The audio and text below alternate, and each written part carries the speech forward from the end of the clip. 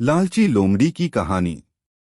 एक बार की बात है, गर्मियों के दिन जंगल में एक चालाक लोमड़ी रहती थी। उसकी भूख से परेशानी हो रही थी और वह भटक रही थी। बहुत देर तक भटकने के बाद लोमड़ी एक छोटे से खरगोश से मिली, लेकिन लोमड़ी ने खरगोश को खाने की बजाय उसे छोड़ दिया, क्योंकि वह इतना छोटा था कि उससे लोमड़ी की भूख नहीं भरती थी। उसके बाद लोमड़ी आगे बढ़ी और फिर से जंगल में भटकने लगी। थोड़ी देर बाद भूखी लोमड़ी को एक हिरण दिखाई दिया। हिरण को देखते ही लोमड़ी के मुंह में पानी आ गया। लोमड़ी हिरण को पकड़ने के लिए उसके पीछे दौड़ने लगी। लोमड़ी ने अपनी पूरी ताकत से हिरण का पीछा किया, पर हिरण लोमड़ी की पकड़ में नहीं आया।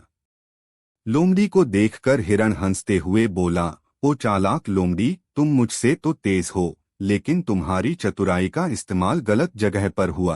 तुम जानती हो, मैं जंगल के चारों ओर बड़ी तेजी से दौड़ सकता हूँ, लेकिन तुम बिल्कुल छोटी होकर मुझे पकड़ नहीं सकती।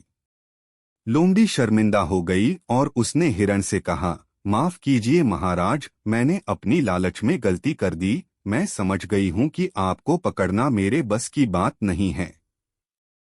हिरण ने लोमड़ी से कहा, लालच से हमेशा सतर्क रहना चाहिए, क्योंकि लालची लोग अक्सर खुद को नुकसान पहुंचाते हैं। लोमड़ी ने हिरण से समझौता किया और उसे आज्ञा दी कि वह भविष्य में लालच नहीं करेगी। उसकी इस सीख के बाद लोमड़ी ने खुद को सुधारा और भविष्य में वह लालच से दूर रहकर सफलता प्राप्त करने लगी।